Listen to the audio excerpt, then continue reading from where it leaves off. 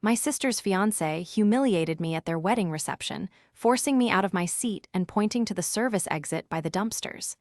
He forgot I wasn't just a guest. I was the venue owner who had comped the entire $45,000 bill, so I reinstated the invoice. Before we continue today's story, we have an urgent announcement to make. Due to technical issues, we are pivoting towards another channel. Please subscribe to our new channel, Kin and Karma. You can find the link in the video description, the pinned comment, and the collaboration tag on this video. Make sure to switch over now so you don't miss out. Thank you for your support. Now back to the story.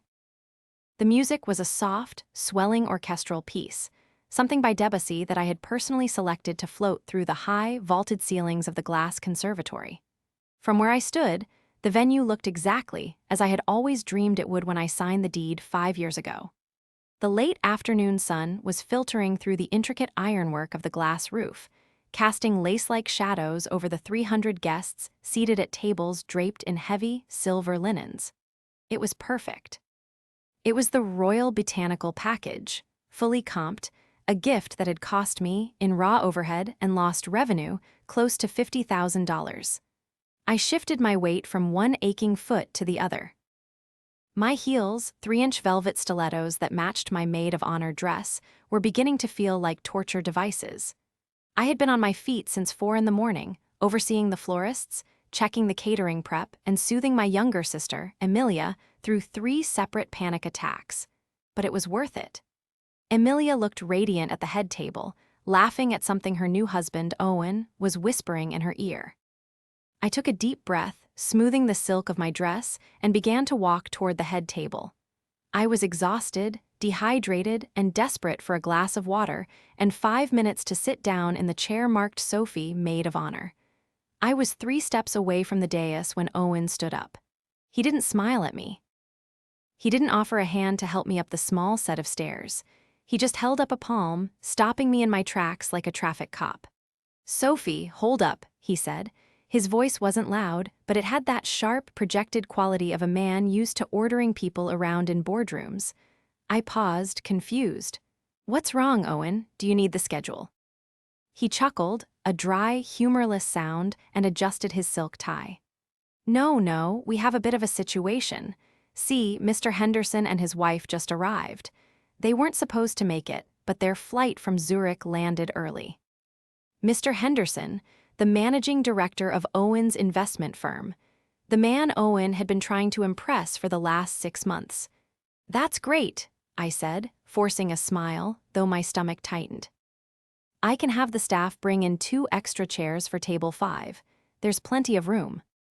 "No," Owen said, shaking his head dismissively. "Table 5 is too far back. Henderson needs to be at the front. He needs to see that we're prioritized. I'm putting him and his wife at the head table." I blinked. The head table was full. It was just the wedding party. "Owen, there are no empty seats up there. That's just for the bridesmaids and groomsmen." "Right," Owen said. He gestured vaguely behind him. "So, we're making room. I've already moved your seat." I looked past him. My placard, the one with the hand calligraph Sophie, was gone.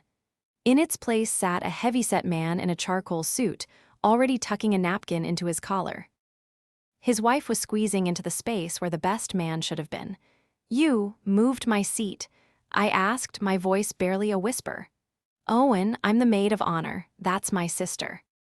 "It's just a chair, Sophie. Don't be dramatic," Owen snapped, his veneer of politeness slipping. "Look, Henderson is vital for my promotion. You can eat later." "Eat later?" I felt a flush of heat creeping up my neck. "Where am I supposed to sit, Owen? The dinner service is starting in 10 minutes. He looked around the room, scanning the crowded tables, and then his eyes landed on the far corner of the room. He pointed a manicured finger toward the double swinging doors that led to the kitchen and the service alley. "There," he said. "There's a folding chair by the service exit. You can stand by the trash if you have to, or just grab a plate and eat in the back with the rest of the staff. You're working the event anyway, aren't you? Staff doesn't sit at the head table." The room seemed to go silent, though the music was still playing. The humiliation hit me like a physical blow. He was pointing at the area where the bussers scraped the leftover food into the compost bins.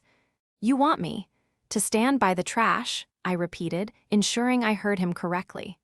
"We're out of seats, Sophie," he said, turning his back on me to wave at Mr. Henderson. "Just handle it, and get someone to refill my wine." I stood there, frozen, watching the back of his expensive tuxedo. I looked at Amelia. She was staring down at her plate, nervously twisting her wedding ring, refusing to meet my eyes. She had heard every word. The betrayal wasn't the loss of the seat. It wasn't even the comparison to the trash. It was the realization that to Owen, and apparently to my sister, I wasn't family. I was just the help that came with the building. Owen turned back to his boss, laughing at a joke, completely unbothered. He had forgotten one crucial thing. I wasn't just the maid of honor. I was the landlord. And he had just violated the lease. For a moment, I considered screaming. I considered flipping the table, grabbing the microphone, and announcing to the entire room that the groom was a narcissistic monster. The urge was so strong my hands were trembling at my sides, but I didn't. That wasn't who I was, and more importantly, that wasn't how a professional behaved. I owned the glass conservatory. My reputation was built on elegance, discretion, and flawless execution. If I caused a scene now, I would look like the unhinged sister, and Owen would spin it as me being jealous or hysterical. I took a slow, shuddering breath, lowered my head, and turned away from the head table. "Everything okay, Miss Sophie?" I looked up to see Marco, my head of catering, standing near the pillar. He was holding a silver pitcher of water, his face pale. He had heard. The waitstaff nearby were exchanging wide-eyed glances. They adored me. I paid them well, treated them with respect, and fought for them when clients were rude. They looked ready to riot on my behalf. "I'm fine, Marco," I lied, my voice steady despite the ringing in my ears. "Please ensure Mr. Henderson, the gentleman in my seat, receives the VIP wine service. We wouldn't want to disappoint the groom." Marco's jaw tightened. "Miss Sophie, you can't be serious. He just told you to." "I know what he said." I cut him off gently. "Just do it, please. I'm going to my office for a moment. Do not disturb me unless the building is on fire." I walked away, head held high, navigating the perimeter of the room. I could feel eyes on me.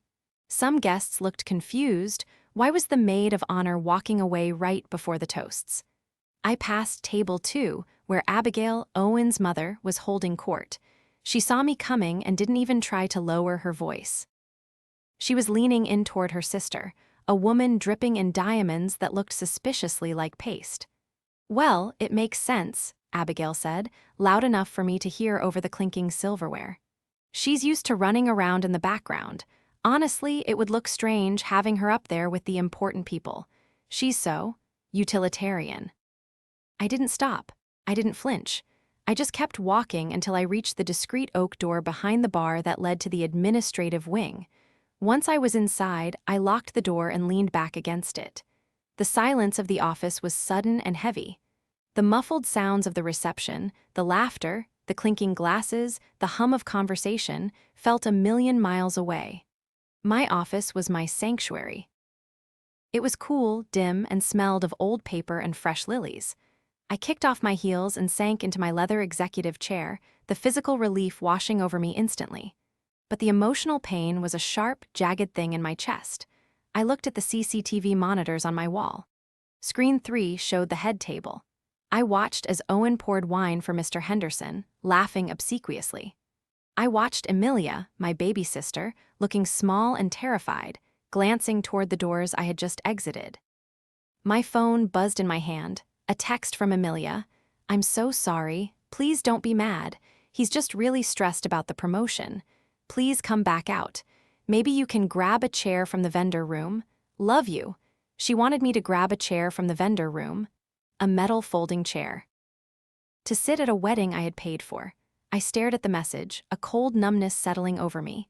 She wasn't defending me. She was managing me. She wanted me to swallow the insult so she could keep playing princess. I looked around my office. My eyes landed on the filing cabinet in the corner. Specifically, the drawer marked contracts. Current. Owen thought he was a big shot because he moved numbers around on a screen for a living. He thought power came from a job title or a leased BMW. He didn't understand the power of ownership. He had called me staff. He had told me to stand by the trash. I rolled my chair over to the filing cabinet and pulled out the thick folder labeled Miller Vance Wedding. I opened it and ran my finger down the itemized invoice. Venue rental, Saturday peak season, $12,000.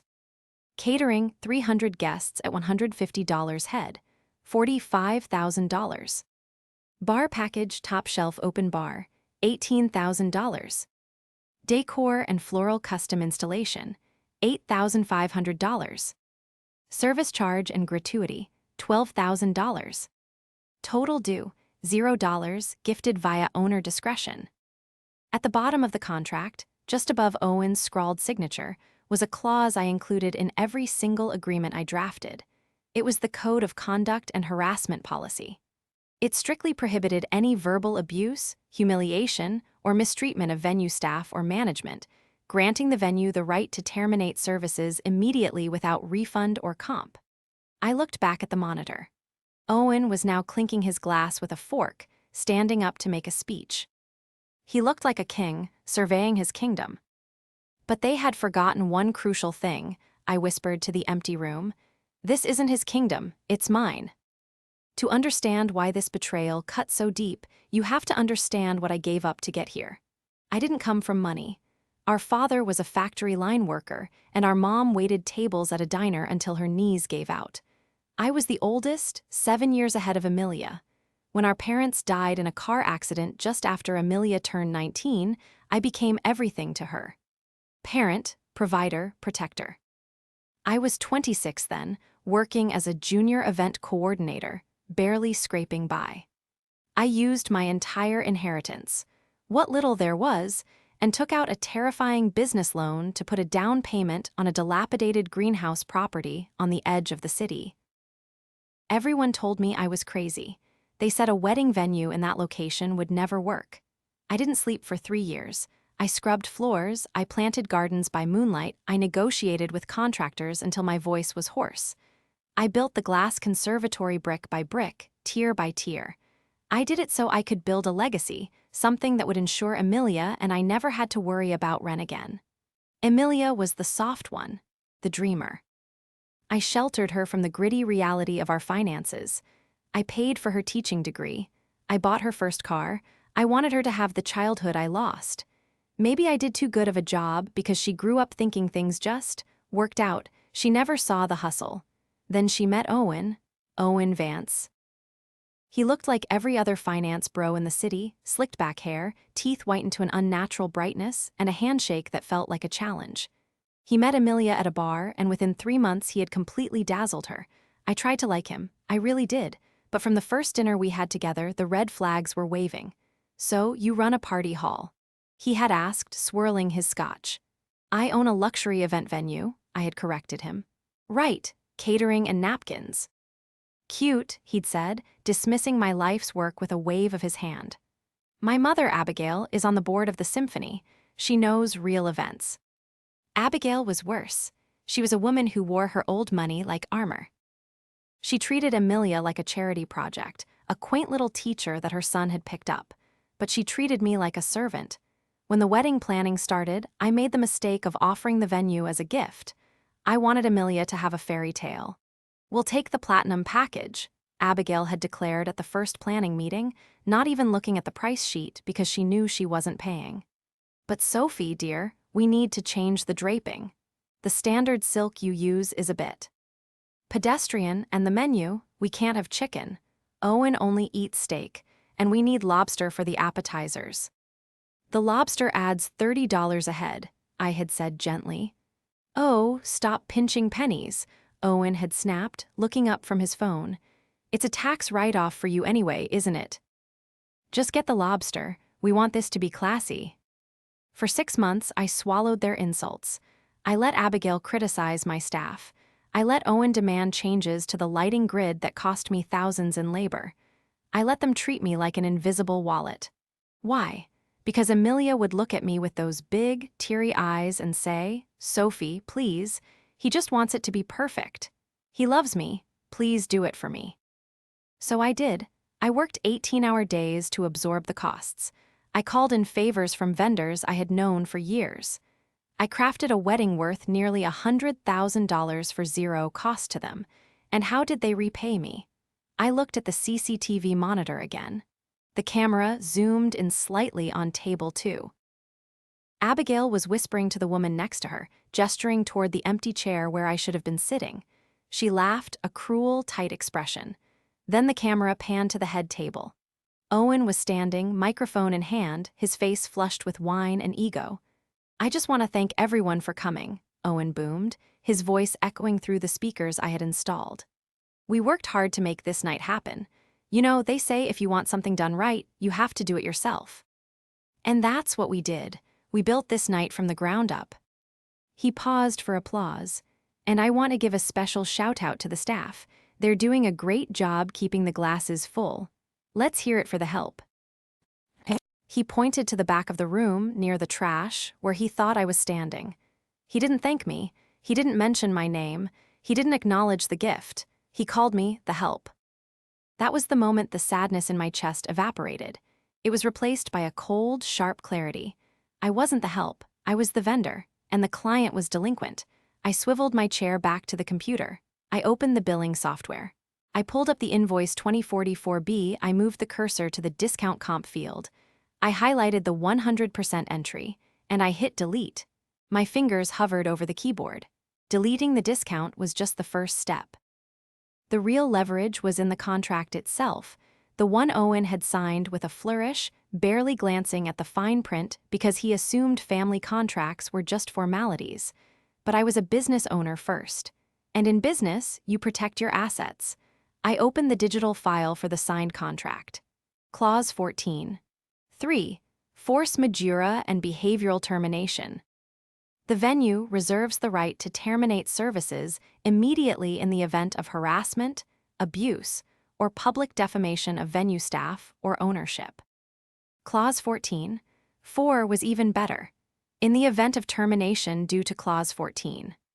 3. All comped or discounted services are voided, and the client is liable for the full retail value of services rendered up to the point of termination, payable immediately. I printed the invoice. The total stared back at me in bold, black ink, $45,250. But I needed more than just a piece of paper.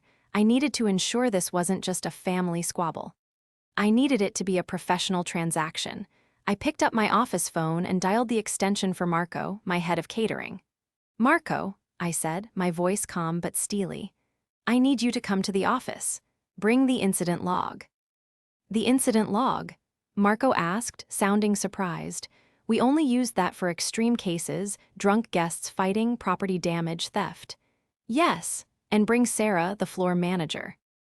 2 minutes later, Marco and Sarah were in my office. Sarah looked furious. Sophie, I heard what he said, about the trash. It's disgusting. It is, I agreed, sliding the incident log across the desk. I need you both to write down every interaction you've had with the groom and his mother today, every rude comment, every demand that wasn't in the contract, every time they treated you poorly. They didn't hesitate. Marco started writing immediately. He snapped his fingers at me during appetizers, told me the crab cakes were rubbery and to fix it or get out. Sarah added, his mother told one of the servers she looked too ethnic to be serving the head table. I had to pull her off the floor because she was crying in the walk-in. My blood ran cold. I hadn't known about the server. She said what? Too ethnic, Sarah repeated, her voice shaking with anger. And Owen laughed when he heard it. That was it. That was the nail in the coffin. This wasn't just about me being disrespected. This was about my team, my family being abused in my house. Okay, I said, taking the log back. That's all I needed. Sarah, tell the DJ to cut the music in 10 minutes. Marco, tell the kitchen to hold the main course. Hold the main course. Marco's eyes widened. Sophie, are we shutting it down? Not yet, I said, standing up and smoothing my dress. I grabbed the invoice and the incident log. We're renegotiating. I walked over to the safe in the corner of my office. I spun the dial and pulled out a small, velvet box. Inside was a diamond tennis bracelet, my grandmother's. I had planned to give it to Amelia during the speeches. I snapped the box shut and put it back in the safe. Then I unlocked my office door. The sounds of the party flooded back in laughter, clinking glasses, the false cheer of a celebration built on my dime. I walked out, not toward the back, but straight toward the DJ booth. The DJ, a guy named Leo who had worked with me for years, saw my face and immediately lowered the volume. "Everything okay, boss?" he asked, pulling off his headphones. "Give me the mic, Leo," I said. He handed it over without a word. The music stopped abruptly. The room quieted down, confusion rippling through the crowd. Heads turned toward the DJ booth. I didn't look at Amelia. I didn't look at the guests. I looked straight at Owen, who was still standing at the head table, a glass of wine halfway to his mouth. "Excuse me, everyone," I said, my voice projecting clearly through the speakers. "We have a slight technical difficulty that needs to be addressed immediately. Owen, could you please join me in the office? We have a billing issue." The silence in the room was absolute. You could hear a pin drop on the polished concrete floor. Owen's face went from confused to annoyed in a heartbeat. He set his glass down with a heavy thud and glared at me. "Sophie, what are you doing? We're in the middle of speeches." "It's urgent," I said, not backing down. "Now please." He scoffed, shaking his head as if dealing with a petulant child. He leaned over to Mr. Henderson and whispered something that made the older man chuckle. Then he stood up, buttoning his jacket with exaggerated slowness, and walked toward me.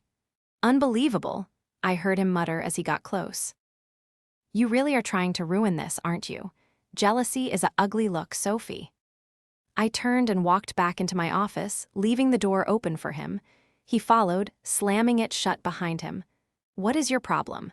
He hissed, his face inches from mine. "You just embarrassed me in front of my boss. Billing issue. Are you insane? It's a free wedding." "It was a free wedding," I corrected him, walking behind my desk and sitting down. "I didn't offer him a chair.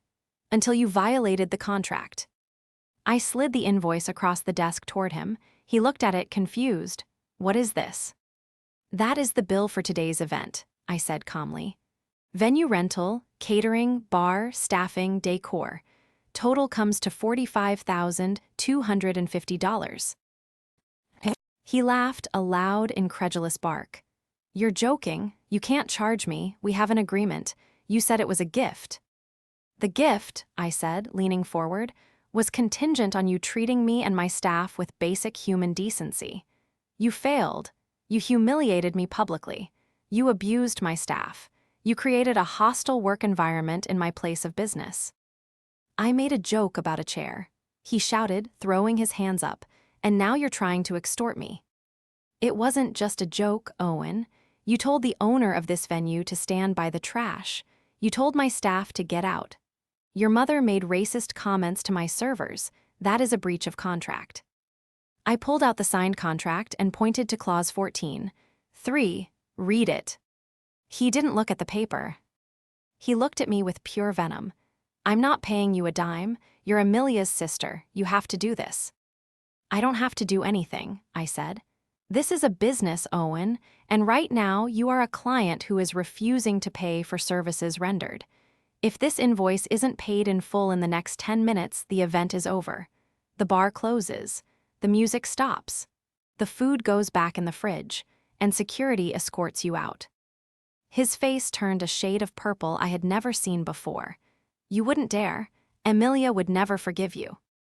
"Amelia isn't the one who treated me like garbage," I shot back. "You did. You wanted to be the big man, right? You wanted to show Mr. Henderson how important you are.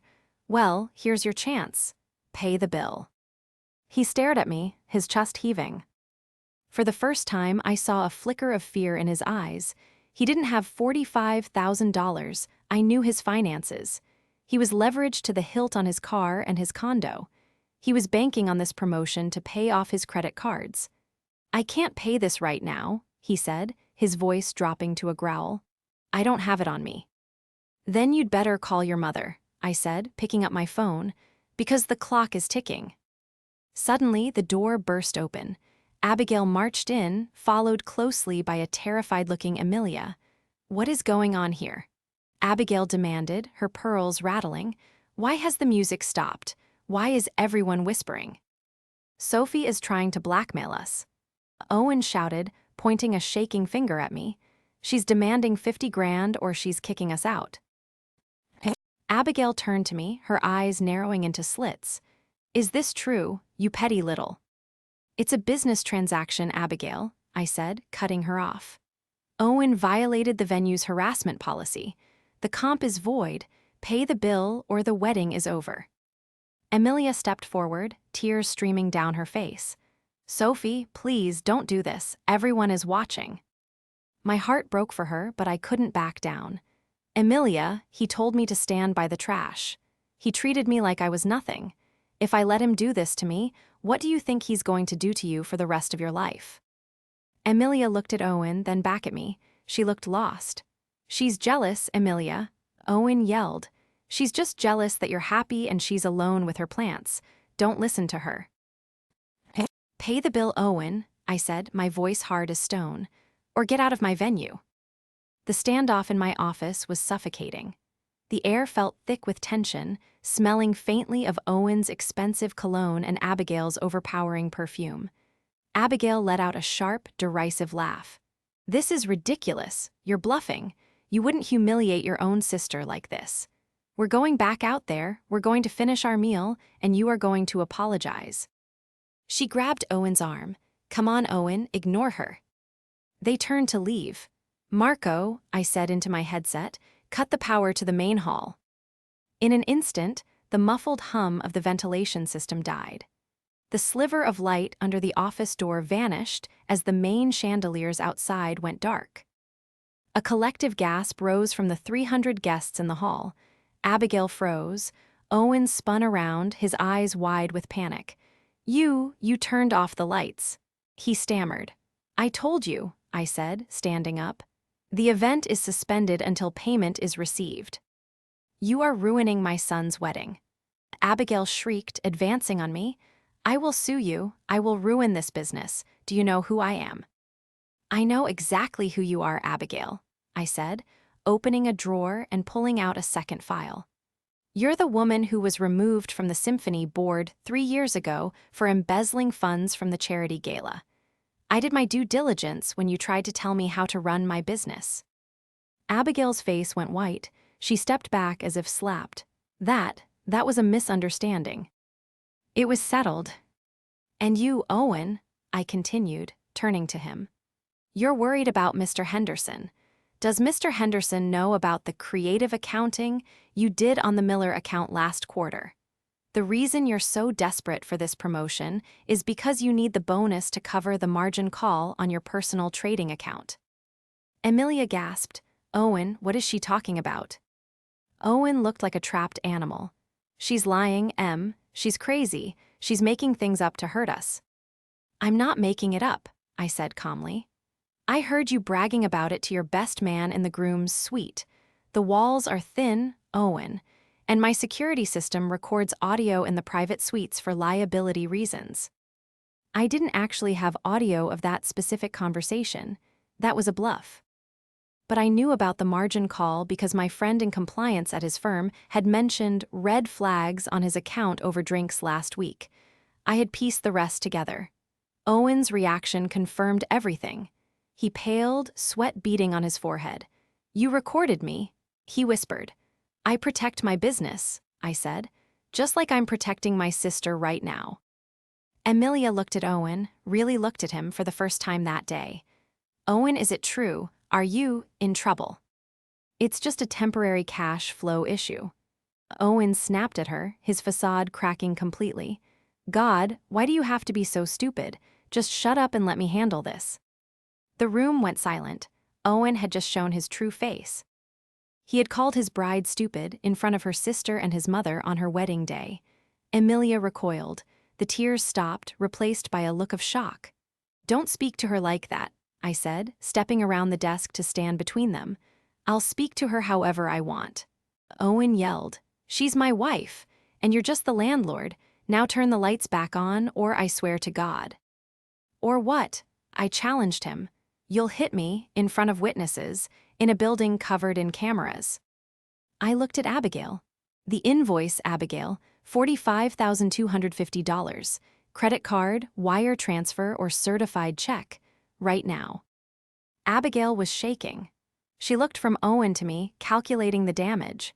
She knew if this got out, the embezzlement mention, the public scene, her social standing was toast. Fine, she spat, digging into her clutch. She pulled out a black Amex card and slammed it on my desk. Take it, but you will regret this, Sophie. You will never work in this town again. I own this town's wedding industry, Abigail, I said, picking up the card. I don't need your recommendation. I ran the card through the terminal. Approved. The receipt printed with a satisfying ZZZZZT sound. I tore it off and handed it to her. Thank you for your business, I said. Now get out of my office. We're going back to the party, Owen sneered, straightening his tie. And you're going to stay in here like a good little servant. He grabbed Amelia's hand. Come on, Em. Amelia didn't move. She stared at Owen's hand gripping her wrist. Amelia, Owen said, tugging her. Let's go. Henderson is waiting. Amelia looked up at me. Her eyes were sad but clear. He called me stupid. He did, I said softy, and he made you stand by the trash. He did. Amelia pulled her hand out of Owen's grip. I don't think I want to go back out there with you, Owen. Owen froze. What? I think, Amelia said, her voice gaining strength, I think Sophie is right. You don't respect us. You don't respect me. Amelia, stop being dramatic. Abigail barked. You're married, you made a vow. Now get out there and cut the cake. No, Amelia said. She looked at me. Sophie, can we end it? Can we just make them all go away? I smiled, a genuine, fierce smile. I can do whatever you want, Em. It's my venue. Then end it, Amelia said. I want a divorce. And I want them out. I turned to my computer and typed a quick command into the PA system interface. With pleasure, I said. I hit the Emergency Evacuation Protocol Non-Fire button on my control panel. It was designed for brawls or severe weather, triggering the house lights to full brightness and cutting all audio feeds instantly. The office door swung open, and I marched out, not toward the back, but straight onto the main floor. The sudden, harsh fluorescent work lights flooded the room, revealing the confused, blinking faces of 300 guests. The romantic atmosphere evaporated instantly. It was just a big, bright room now. Amelia followed me, her face pale but set in stone. Owen and Abigail scrambled after us, looking frantic. Ladies and gentlemen, I announced, my voice booming through the emergency PA system, overriding the dead DJ booth. May I have your attention, please? The murmuring stopped. Every eye turned to me. I stood on the small stage where the sweetheart table was, right next to the cake that had cost me $800 in imported fondant. Due to unforeseen circumstances involving a breach of contract and personal conduct violations by the groom, I said, gesturing to Owen, who was now frozen near the entrance of the dance floor, this event is hereby terminated. Please collect your belongings and exit the venue in an orderly fashion. A collective gasp went through the room. People started whispering furiously. Mr. Henderson stood up at the head table, looking bewildered. She's lying, Owen screamed, running toward the stage. She's crazy, don't listen to her, the party is still on. The party is over, Owen, I said into the mic, my voice calm and authoritative. Security, please escort Mr. Vance and Mrs. Vance off the premises immediately. Two of my largest security guards, men who looked like they were carved out of granite, stepped out of the shadows. They moved with professional efficiency, flanking Owen. Don't touch me, Owen shouted, swatting at a guard's hand. Do you know who I am? I'm the groom. And this is private property, the lead guard said, grabbing Owen's arm in a vice grip. Let's go, sir. Abigail tried to intervene, screeching about lawsuits and her lawyers, but the second guard simply blocked her path. Ma'am, please, he said, don't make this harder than it needs to be. Mr. Henderson watched the scene unfold with a look of pure distaste. He walked over to where Owen was struggling. "Vance," Henderson said, his voice cutting through the noise. Owen stopped struggling. "Mr. Henderson, sir, this is all a misunderstanding. My sister-in-law is—" "Save it," Henderson said, adjusting his glasses. "I don't care about your family drama. I care about judgment. And screaming at security guards while your bride stands there crying. That shows exceptionally poor judgment." He looked at me, then at Amelia. "My apologies, ladies. I'll be leaving now." He turned and walked out, followed by his wife. The rest of the guests, realizing the show was over, began to shuffle toward the exits, casting pitying glances at Amelia and disgusted looks at Owen. "Amelia," Owen shouted as he was dragged backward. "Amelia, tell them to stop. You're my wife. You have to fix this." Amelia walked to the edge of the stage. She looked down at him, her eyes red but dry. "I'm not fixing anything, Owen," she said, her voice trembling but clear. "And I'm not your wife. We haven't signed the license yet, remember. You were too busy with Mr. Henderson to sign it before the ceremony." The color drained from Owen's face. Please." "Goodbye, Owen," she said. The guards hauled him out the double doors, his protests fading into the night. Abigail followed, shooting me a look of pure hatred before disappearing into the parking lot. The room emptied slowly until it was just me, Amelia, and my staff. The silence was heavy, but it wasn't oppressive anymore. It felt clean. Amelia sat down on the edge of the stage, burying her face in her hands. "I'm so sorry, Sophie," she sobbed. "I ruined everything. I wasted your money. I wasted everyone's time." I sat down next to her and put my arm around her shoulders. "You didn't ruin anything, Em. You dodged a bullet. A really expensive, narcissist-shaped bullet." She laughed through her tears, a ragged sound. "But the money, the $45,000. "Abigail paid it," I said, pulling the receipt out of my pocket. "Full amount, plus tip." Amelia looked at the receipt, eyes widening. "She actually paid." "She didn't want a scene," I said. "Ironically, she paid to avoid exactly what just happened." I looked out at the empty hall. The flowers were still beautiful. The cake was still perfect. The champagne was still chilled. "You know," I said, looking at Marco, who was hovering nearby. "We have 300 steak dinners, 5 cases of champagne, and a really excellent DJ who's already been paid." Amelia looked up, wiping her eyes. "What are you saying?" "I'm saying," I stood up and clapped my hands. "Marco, Leo, Sarah, get everyone in here. Kitchen staff, valet, security, everyone, we're having a party." The after-party was better than the wedding could have ever been. My staff, who had been on their feet for 12 hours, finally got to sit down and eat like kings. We feasted on filet mignon and lobster tail. We drank the vintage champagne meant for the toast. Leo played 80s pop hits instead of the stuffy classical playlist Owen had demanded. Amelia danced with Marco. I danced with the dishwasher. We laughed until our sides hurt, purging the stress and the toxicity of the last 6 months. The next morning, the fallout began. I filed a restraining order against Owen and Abigail, citing the threats made in my office. With the security footage and the incident log as evidence, the judge granted it immediately. Owen tried to fight the venue charge with his credit card company, claiming services weren't rendered. I sent them the signed contract, the incident log, and the video of him screaming at my staff. The chargeback was denied. 2 weeks later, Amelia got a call from a friend who worked at Owen's firm. Owen had been let go. Apparently, Mr. Henderson hadn't appreciated the public spectacle or the rumors about his margin calls. Last I heard, Owen was working at a mid-tier accounting firm in Jersey, living in a studio apartment. Abigail, humiliated by the wedding disaster gossip that swept through her social circle, retreated to her vacation home in Florida and stopped attending charity galas. As for Amelia, she moved in with me for a while. We spent the evenings drinking wine and planning her new life. She went back to school to get her master's in education, something Owen had always told her was a waste of time. She's dating a nice architect now, someone who asks her about her day and treats waitstaff with respect. The Glass Conservatory is doing better than ever. The story of the wedding that wasn't became a bit of an industry legend. Clients now know two things about me.